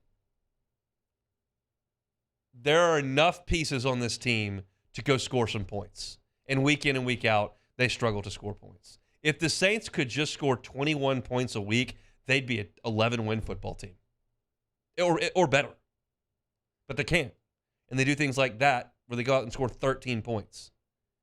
And whether it's the OC or the quarterback, I don't care because they're both on the team and they both share some blame. You're being aggressive when you should be conservative. You're being conservative when you should be aggressive. The last two drives of this game, you've got a 4th and 4 on your second to last drive, and without a ton of pressure on him, Derek Carr checks it down to Alvin Kamara behind the line of scrimmage, and he gets 2 yards and he gets stuffed. That's a terrible decision. Play design. Anyway, anything you want to cook up, it's all awful. Get the ball down the field and get a first down. If you got to check it down because there's a free blitzer coming, that's one thing. He had time. Throw it down the field. So that's a turnover on downs. You get the ball back. You got 1st and 10 from the Houston 24 with 40 seconds and 1 timeout. And by the way, you only had 1 timeout because you burned a timeout previously with the clock stopped because of an incompletion because you couldn't get the play in. It's because your coaching stinks and your players aren't good. But you had 1st and 10 from the 24 with 40 seconds to go, and you just chuck deep balls? Like just fling it towards the end zone? Use the middle of the field. Stand in there and make a throw, Derek Carr. It's not just jump ball season. You have time and a timeout. Run a play. Stand in the pocket and deliver a throw. Anyone, including me, could get out there, take a snap, and chunk it in the air 25 yards. Just throw a jump ball. That is awful. You could even run the check down play to Kamara there and see if he can make somebody miss because you've got a timeout. But do something that resembles a functioning offense. The 8th graders down the street can just throw up a jump ball. What is that design? Do you just not trust the offensive line at all? Dennis Allen was asked about the decision to throw the deep ball 3 consecutive times late, and this was his answer after the game. I think there were some opportunities there. We got a lot of pressure there at the end of the game, and so I thought we had some chances. Particularly the ball over to our right, in the back of the end zone over there to Shaheed. I thought we had a chance there. Again, we weren't on the same page in terms of what we were doing there. So that part of the passing game has to be better in terms of every team in the league goes in and they have certain things that, okay, hey, look, if we're getting this, we want to get to this. We're not unique in that way. And so, we have to be able to, kind of change a play, based on what we're seeing. And everybody has to be on point with that. I disagree with almost everything in that soundbite. We're going to play it again. Keep my mic open, Casey, and I'll just point out, and I'll tell you when to stop because I don't need to hear the whole thing again. But I disagree with almost everything he said there. This is Dennis Allen again. I think there were some opportunities there. No, there weren't. wasn't. Got a lot of pressure there. No, there was no pressure. At the end of the game. No, there wasn't. I thought we had some chances. No, you didn't. Particularly the ball over to our right, in the back of the end zone over there to Shaheed. I thought we had a chance there. No, you didn't. Again, we weren't on the same page. How are you not on the same page? It's week 6. There. So that part you of the practiced for passing game 6 weeks. You can stop. Has to be better. What do you mean we're not on the same page? Not on the same page. We had some chance. Literally, you do have a chance. I guess literally you have a chance if there's a player out there and you chuck the ball up in the air. But would you like to have a little more than just, we have a chance? Run a play. Do something that looks well conceived and executable. It's a jump ball 3 times in a row. You know who also has a chance The Texans defensive guy who ended up with the ball, he had a chance. It was just awful. Awful from a head coaching and offensive coordinator perspective to burn a timeout and to not have anything in play and to be on the wrong page. Awful by the quarterback who's checking the ball down on fourth down when he doesn't have to and throwing jump balls when he doesn't need to. The whole thing is awful. And they are going to win some games moving forward because their defense is really good. But we've got a sample size that's large enough now with last year's sample and this sample to this point to know that this offense is one of the 5 or 6 worst in the NFL. And there is no excuse for that. You've got first and second round picks all over the offensive line. You've got a veteran quarterback, proven commodities at wide receiver and running back, and you cannot function to score points as an offense. That game should have absolutely been a win for the Saints. You go on the road, face a rebuilding team with a rookie quarterback and a first-year head coach, and you hold them to 20 points, and you can't get in the end zone 3 times. It to me looks like all of what you saw last week was a total indictment on the New England Patriots and in no way attributable to what the Saints are. Again, I'm really not trying to be hyperbolic in a hot take machine. Like, just look at the proof. It's in the pudding. You went up to Green Bay and you scored 17 points.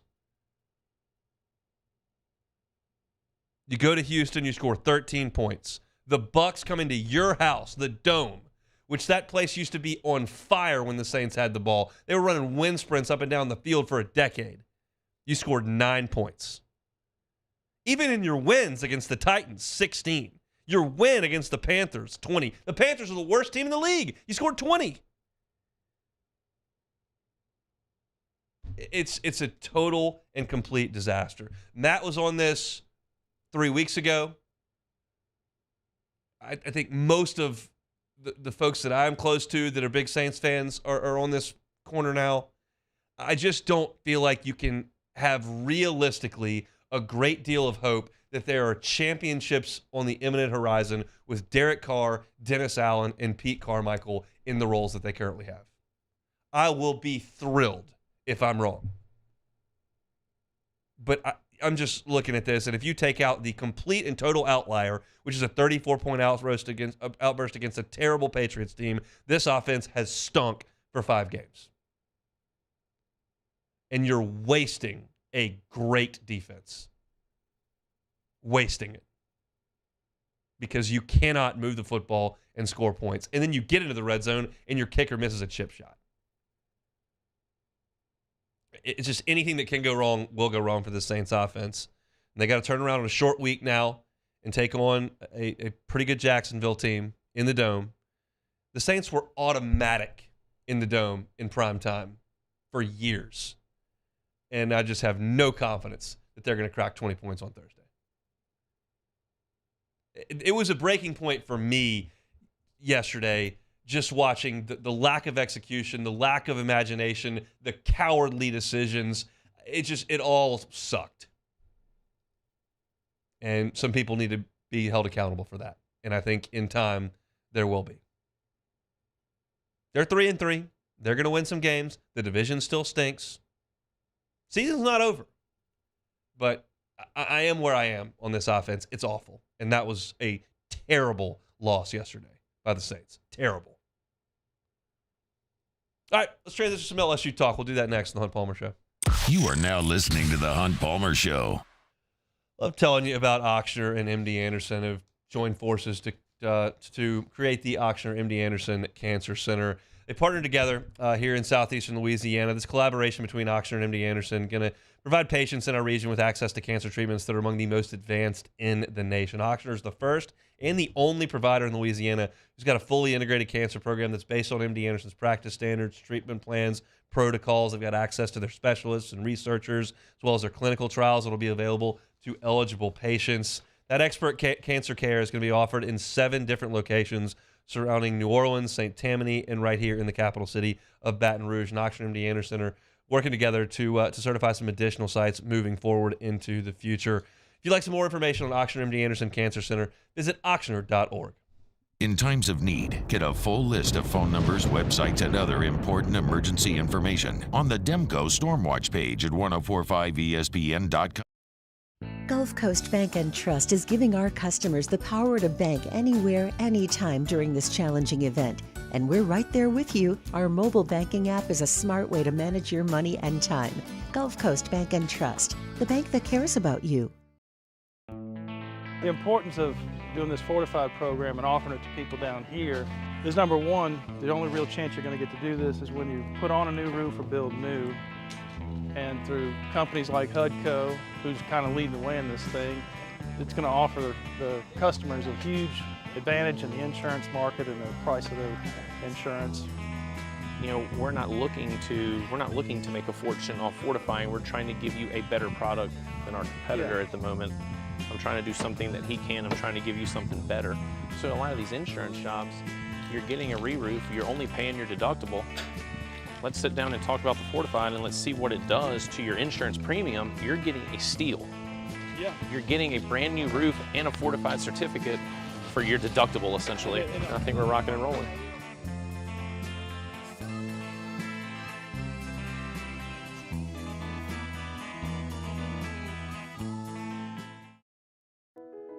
I've been doing business with Luba for 25 years.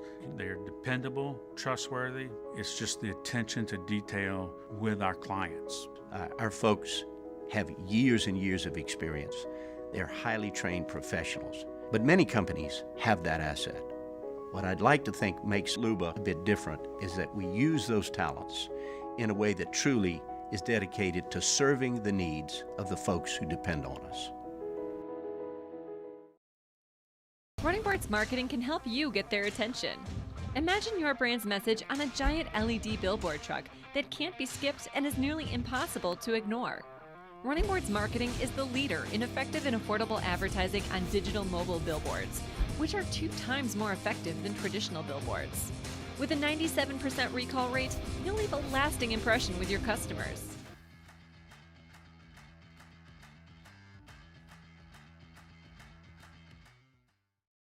Electricity is all around us, and our families depend on it. Every day is sparked by the power of a cold drink or a warm meal, a movie night, and a comforting light at the end of a dark hallway.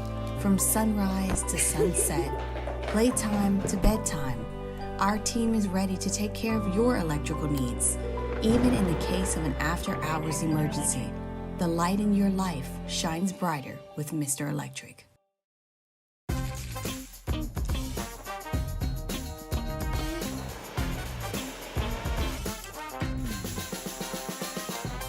The best kept secret. Matt Moscona inviting you to join us for Monday's AFR, presented by Relief Windows. We'll recap LSU Auburn, Saints Texans. We'll hear from Brian Kelly. Join us for Monday's AFR, 3 to 6, 1045 ESPN Baton Rouge.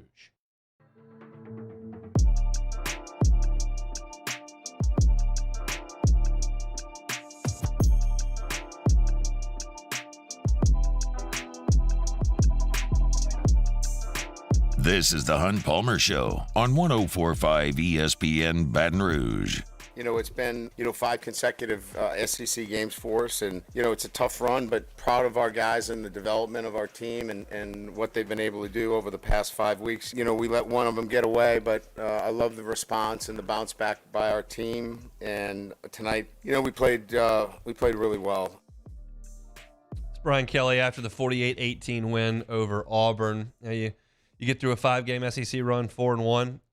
That's a pretty good spot to be in. It's not perfect, but it's a pretty good spot to be in. And now you get a chance to play Army, and you've got an open date before you go to Tuscaloosa and play with really all your goals right there in front of you. A lot of things are going to happen in college football over the next 6 weeks. You just got to find a way to become part of the conversation, and they certainly would do that if they win in Tuscaloosa coming up in 3 weeks. Brian Kelly talked a little bit about Mike Denbrock in the postgame and just the job that he has done thus far, and I think that's worth noting. the consistency in what we're doing and how we're doing it based upon, running the ball, playing physical up front, and then, taking shots all over the field and getting the ball to the playmakers. The playmakers, look, this game is still about getting the ball to the guys that can make plays. And so you can see all the touches that Malik Neighbors is getting. BT didn't get as many tonight. Kyron got some of them, but he targets the playmakers. And that's what you have to do. And when you have these guys, because you're not going to have them very long, get them the ball and let them do their thing. And I think Mike has been around long enough to know you don't get many chances at these kinds of players, and get them the football and watch them play. Look, nobody's going to come to me for like X's and O's breakdown. That's not what I'm here for. But I did see some things in watching the highlights of the game back. That first touchdown to Malik is such a nice play that they dialed up. You got him in a jet motion, and he gets out to the flat. And by the time that Jaden gets him the ball, you've got a lead blocker there designed to take the first guy out of the play and then get Malik running. And then he's able to just use his speed to beat the rest of the entire defense. Just a great design, and not something that I feel like I see every week, but a triple option thing that they run where they do the read option, and then Jaden kind of does a little half roll, and he can dump it to Mason Taylor or to a tight end, or he can keep it. That's not a play that I see every week. There's just a lot of subtle creativity that Mike Denbrock puts in. It doesn't look like the 49ers with Shanahan, where you can obviously see the creativity with crazy ball handling and eye candy and all that kind of stuff. This is just some nuanced things that Mike Denbrock does that are just so much fun to watch. He has been brilliant. At this point, LSU's scoring offense is third in the country. Their total offense is second in the country to only Oregon. They're 10th in the entire country in rushing offense and 7th in the entire country in passing offense. They're in the top 10 in scoring, total, rushing, and passing offense. That is as good as you can be. And that's what this LSU offense is to this point. One guy I briefly talked about in the first segment, but wanted to spend a little bit of time here talking about is Caleb Jackson and the plays that he has made. He gets that catch on the outside, running down the left sideline, and just absolutely trucks a defender. The same thing we saw him do against Mississippi State. Then we saw the speed that he has on the kickoff return, where he got vertical and just got moving with that huge frame and track speed. He is such a talent, and Brian Kelly talked about him after the game. He's doing a nice job, actually. There were a couple of things tonight that he did that were part of his growth and development in the run game and pass protection. So it was nice to see, that kind of development 6 games into it. He's going to be a fine player. And then you're seeing that kind of take shape and form out on the field. And that's why I think Frank is much more comfortable putting him out there later in the game in the third and fourth quarter. John Emery had a tight Achilles. That's why he came off. It doesn't seem to be a major issue, but he ran hard, and it was good to get all those guys some action. Jackson's just his talents are so obvious. Like, he's so big and so fast and strong, and so I hope he gets a good bit of run in the game on Saturday night. I hope he plays a good bit in the Georgia State game as well. We'll see against Alabama, Florida, Texas A&M.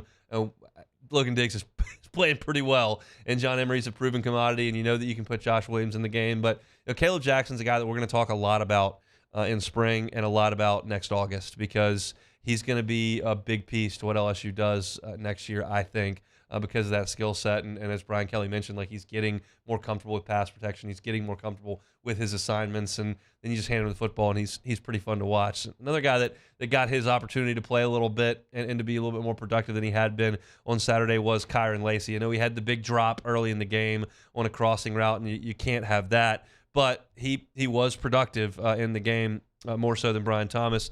He had 4 catches, 111 yards. I had the big 57-yarder. So caught 4 of his 5 targets, and the other one was a drop, but I thought Kyron Lacey was good, and obviously Brian Kelly did as well. Yeah, I thought we did a good job of getting every the ball. Kyron Lacey probably had a breakout game. He drops one and comes to the sideline and said, "Coach, I owe you one." I said, "No, you owe me 2." And he got us 2. Thought he played, last year maybe Kyron doesn't respond the right way and maybe drops his head a little bit. He's matured so much that, he stayed positive and said, "Coach, when I get my chance, I'm going to make it up." And it was great to see him do that. That Kyron had the big drop against Florida State that we could dwell on, and he had a drop on Saturday, and that's just part of his game. But he's a great blocker downfield, does a good job with that, and that's something that LSU values and certainly should in some spots. And when he gets his opportunity, got to make those plays, and he made a couple late. So I'll finish with this Brian Kelly soundbite, and I'm interested in this answer because he said that it was a team that could compete for a championship, and so we'll get Brian Kelly's thoughts, and then I'll share some of mine. You know, this team controls its own destiny at this point, and we need to continue to improve on the defensive side of the ball, continue the consistency, obviously, from an offensive standpoint, but I'll put this team up with anybody in the league right now, and we just need to continue to grow and continue to get better from a defensive perspective in terms of all 11 players knowing their assignments, playing disciplined football, and being, again, you know, much more aggressive to the ball when it's in the air. I think if we do that, this is a team that can compete for a championship. I'm with him. I think they can. Will they? That's a different discussion. They have a significantly more explosive offense and been a more consistent offense than anyone left on their schedule. Alabama's had their ups and downs. They do make some big plays in the passing game, but they haven't been awesome. A&M has just totally fallen asleep for halves at a time on offense. And Florida has been pretty bad much of the year on offense until they went to Columbia on Saturday. So LSU is far better on offense than anybody they're going to play. However, that defense is still a concern. And holding Auburn to 18 points is awesome. I'm thrilled that they did that. I think Auburn is bad on offense.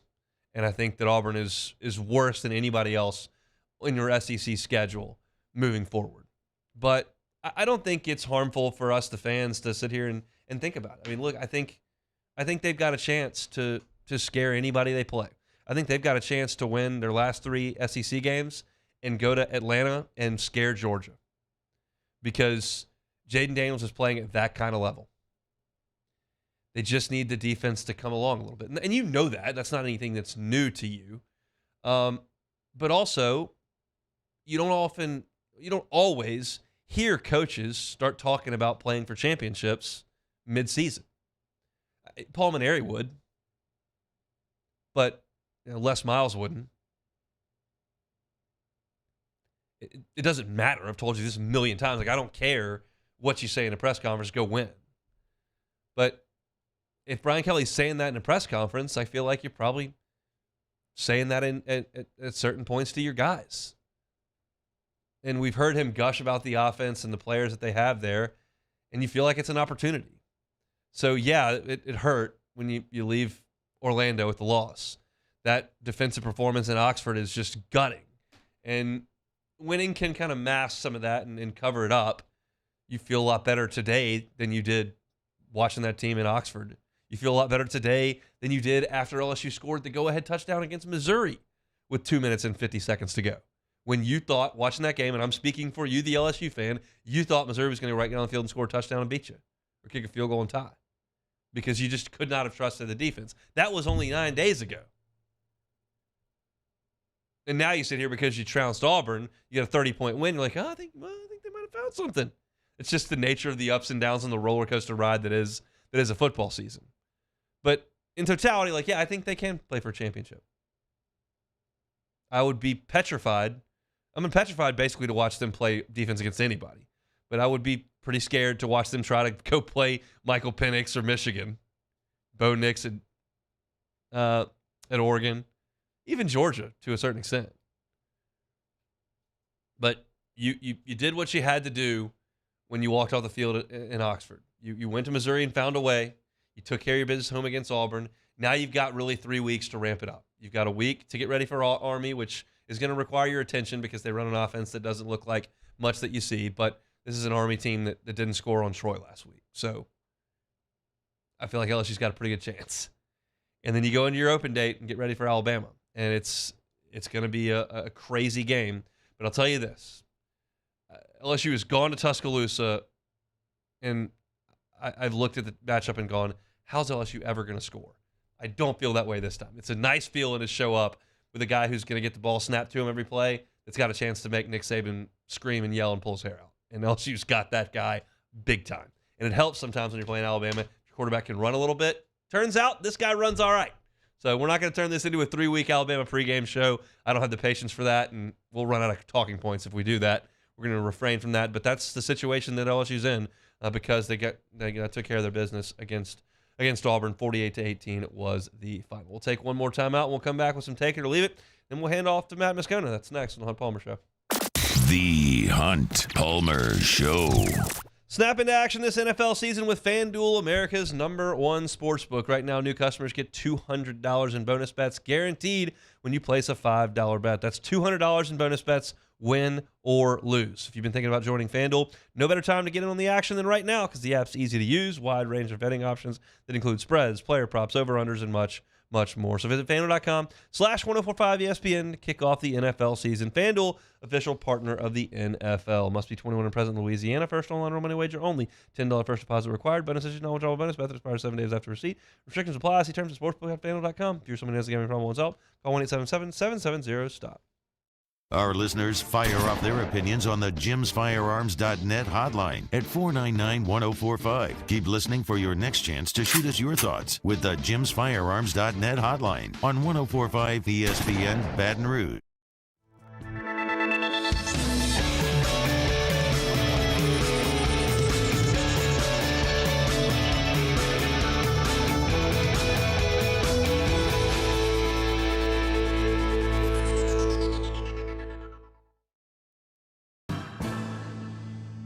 His name was Cain. He had a horse along the countryside. I saw him ride. One day they found him. Running Boards Marketing can help you get their attention. Imagine your brand's message on a giant LED billboard truck that can't be skipped and is nearly impossible to ignore. Running Boards Marketing is the leader in effective and affordable advertising on digital mobile billboards, which are 2 times more effective than traditional billboards. With a 97% recall rate, you'll leave a lasting impression with your customers.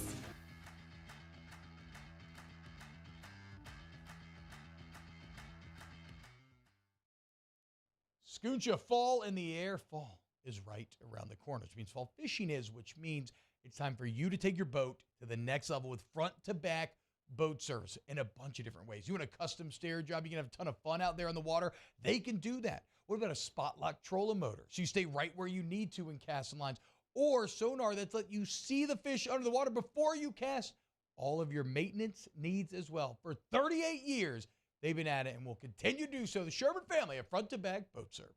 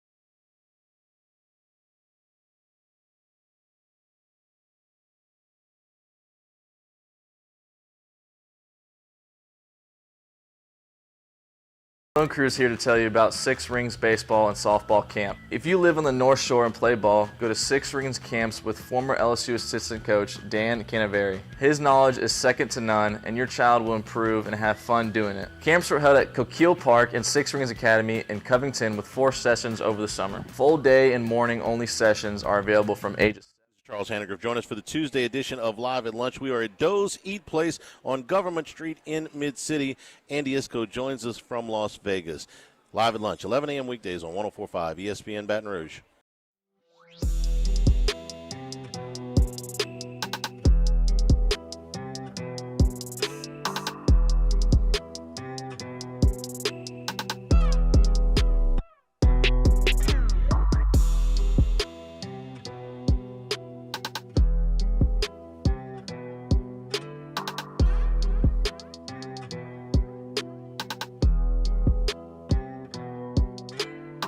You're listening to the Hunt Palmer Show on 104.5 ESPN Baton Rouge. Closing up shop here on a Monday edition of the Hunt Palmer Show. Hope your work week's off to a good start. Tuesday's show tomorrow we'll have Glenn West from Go 24/7 talking about the Tigers. Sharif Ishak, WDSU, talking about the Saints, who I'm sure Sharif will be in a good mood. Although Sharif did tweet earlier today that he thinks the Saints, if they can win on Thursday, can really go on a winning streak. We'll have to ask him about that tweet because I see no evidence on offense that suggests they're going to go on a winning streak. I don't know how you can go on a winning streak if you're averaging 12 points a game. It just doesn't sound sustainable, but we'll see. We'll talk to Sharif coming up tomorrow. We got one more order of business here. That's a little take it or leave it. All right, first one here. The Detroit Lions are now 5-1 on the season and have no legitimate threats in their division. But the Bears. Vikings. No, I don't think so. They're now calling a segment up on ESPN Chicago every Monday, Bearapy.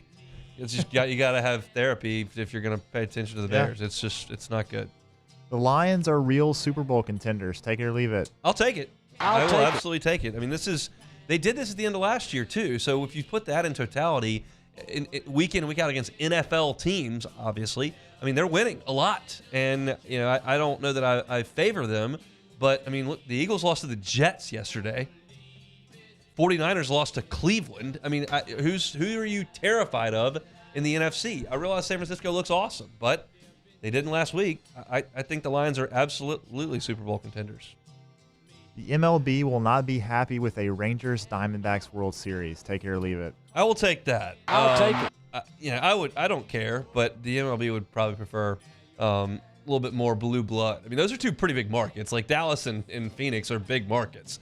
But I feel like that's not exactly blue blood. That doesn't scream Dodgers, Yankees, Red Sox to me. So we'll see. Aaron's on the mound tomorrow for the Phillies against the Diamondbacks. We'll see what happens today over there in Hustletown. Rangers and Astros getting started in just under an hour.